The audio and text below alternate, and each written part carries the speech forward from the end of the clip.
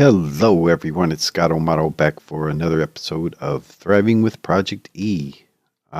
This is the second fossil, and it's also obviously some type of rib cage. Pretty cool, though. I like how they added these to the game.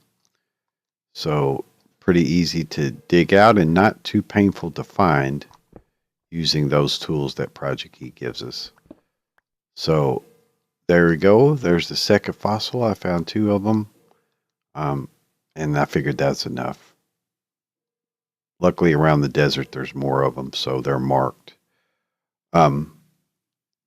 So let's go ahead and go back to the base.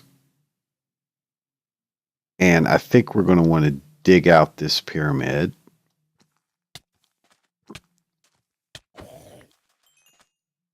Yeah, I think we'll want to go ahead and just dig it out for now.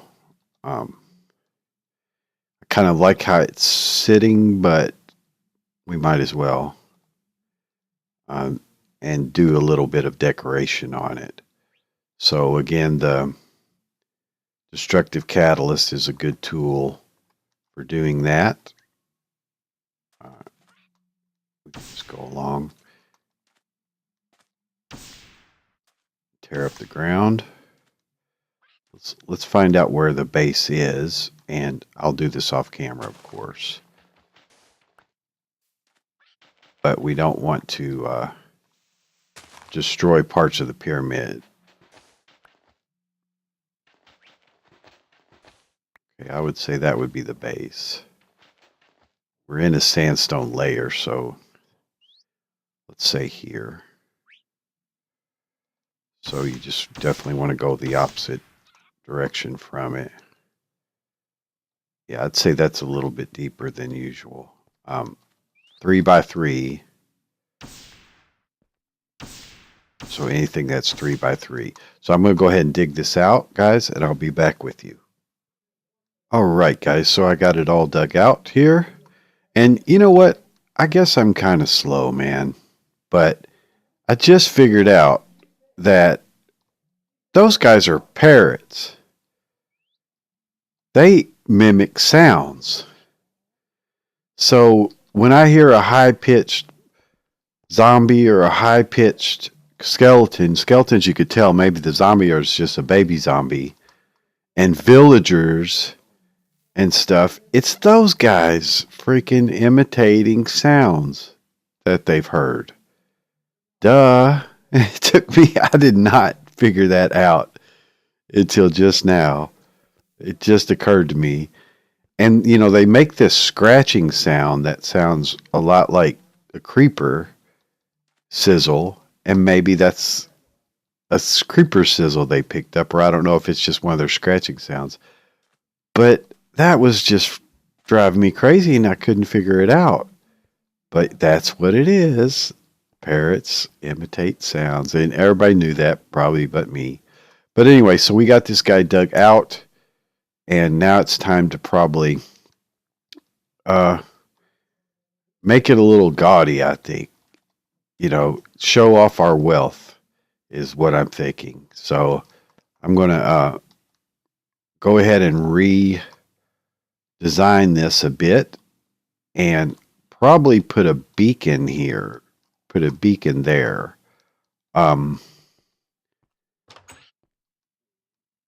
Yeah, those guys imitating sounds.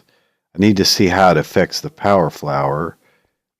If we leave it like that or redesign it is still an open question.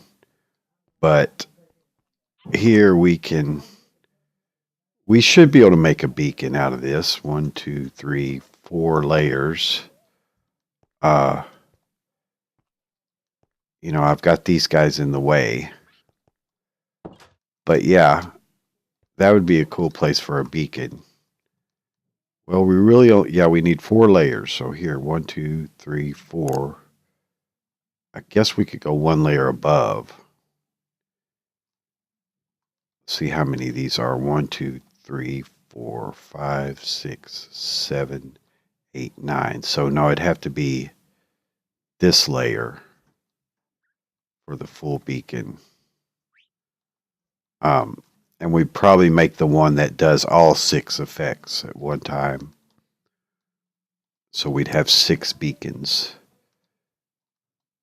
Yeah, 1, 2, 3, 4. So the power flower, I'll figure out a way to incorporate it in, but it looks like these top layers are in the way. Just this top one right here, which, let's see what's below that. Obviously a relay. But yeah, we could probably stand to lose one, which would sort of make it match the bottom as far as power. And I'm sure these guys are completely filled up right now.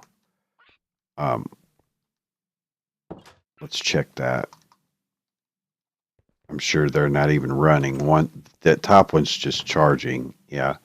This one's completely filled with emeralds, so it should be completely charged up and not running. Yeah, hear that scratching sound? Is that them guys? Man, that sounds like a creeper sizzle. And it could be very interesting. So anyway, I'm going to work on this for a little bit, guys, and I'll be right back with you. Okay, guys, so this is going to be it. We are at day 76 after the builds and everything, and we went all the way through Minecraft. We could have maybe done it faster, but this was about speed, really, focusing on moving through all the way through Minecraft, just focusing on Project E. So we've conquered all the bosses. We've experienced pretty much the full gamut of what Minecraft can offer in a quick type of playthrough.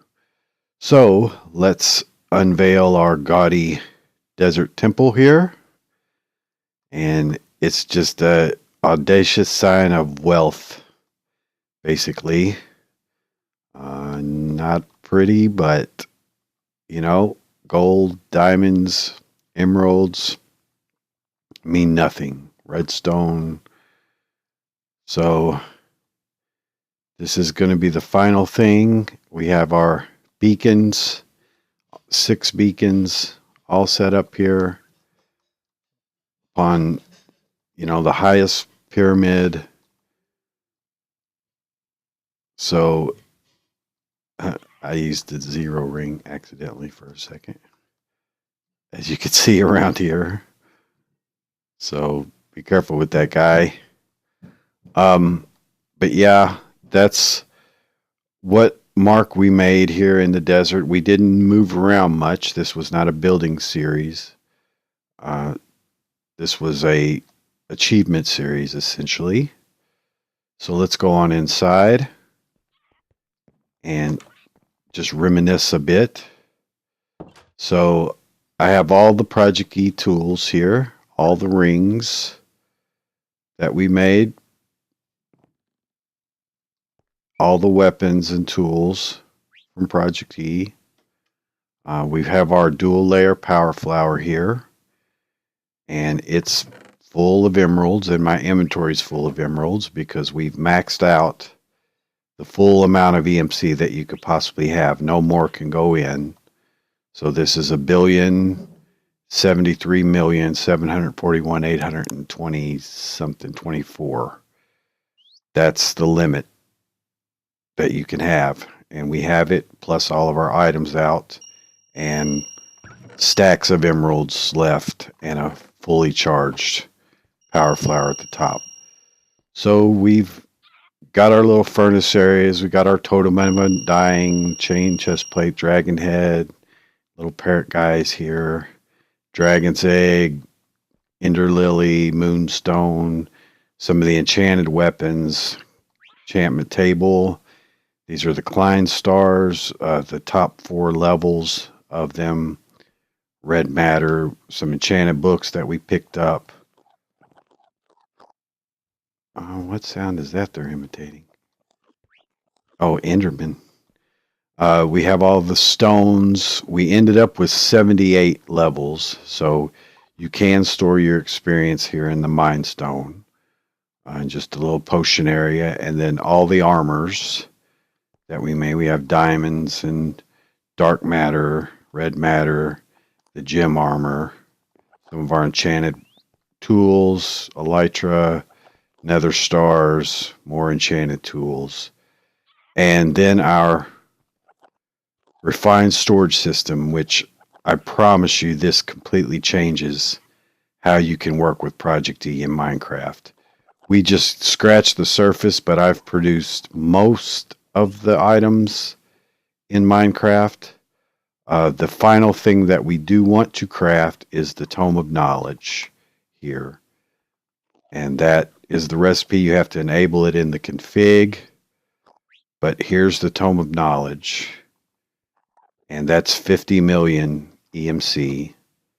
So we can go ahead and drops us below 1 billion, but we can fill it back out as much as we can get in.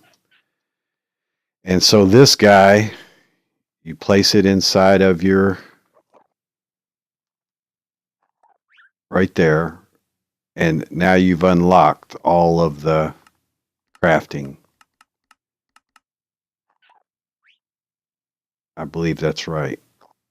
Could go in here. Learned. I thought it went here, but either way, we put it in. So now, essentially, you're in creative mode.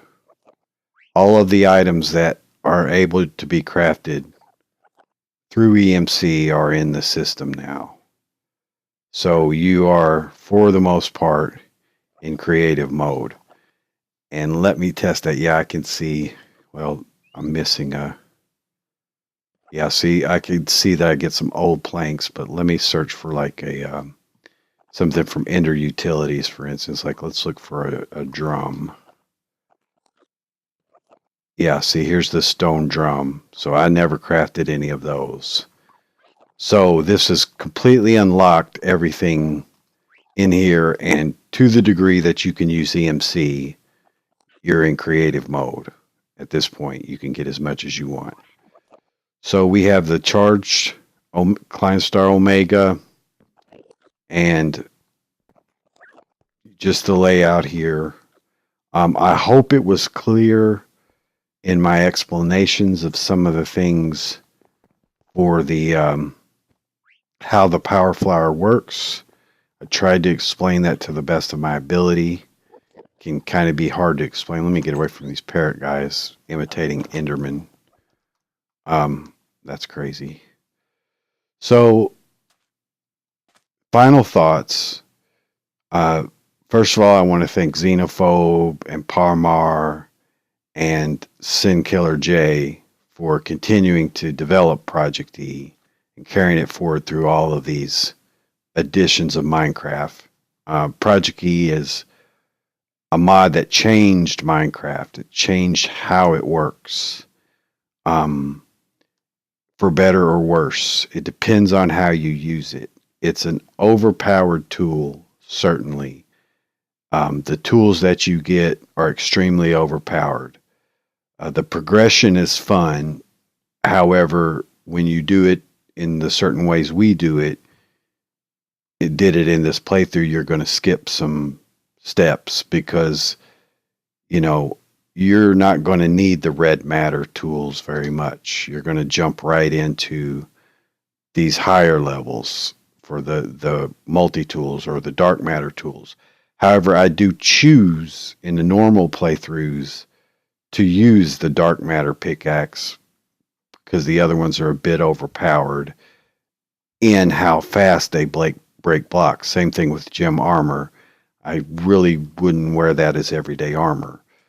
And ProjectE can really complement your other modded play. That's an important thing to remember, is that because it takes some of the burden of crafting everything off of you, used properly, like to get building tools, you know, materials, building materials and all that kind of stuff, you can focus on a main mod that you would be working with, like let's say Botania, for instance. it can really help a play like in Botania or a tech mod play or something like that to let you focus on that mod. And, this is Minecraft. We play how we want to play. So you don't have to use all these overpowered tools to still enjoy ProjectE. Like, you don't have to go into the gym armor. You can choose to scale back at any time for a challenge and adventure. And then you can set your own internal rules of when you use ProjectE materials and when you don't. That's the thing about Minecraft, is that we play like we want to play. So there's never any reason for anybody to apologize for using ProjectE in a playthrough, because it has its place in every type of playthrough. And it's a very stable mod. It's only invasive in the degree that it adds to all your tooltips. So you're going to see EMC values across that. But otherwise, it's not an invasive mod. It's not core mod or anything like that. And it's not going to affect any of your playthroughs or stuff. Now, however, for server play, we can certainly understand why ProjectE could be banned, or especially certain aspects of ProjectE be banned, because it is, in the wrong hands, like any powerful tool, a very destructive force, a very destructive weapon that can just create havoc. And so you have to be aware of that. But again, this playthrough was about how to rapidly progress through ProjectE, focusing solely on it. It has a different role when you play it in the context of other mods. And again, I just want to reemphasize, you can choose to do that. So it's, as in everything in Minecraft, it's all based upon what you like to do and your creativity, how you choose to put the tools that are given to you to use. Because there's always ways to be overpowered. I mean, you could add world edit, and you can add different like schematica and pull in schematics and all that kind of stuff. And I like to play that way too.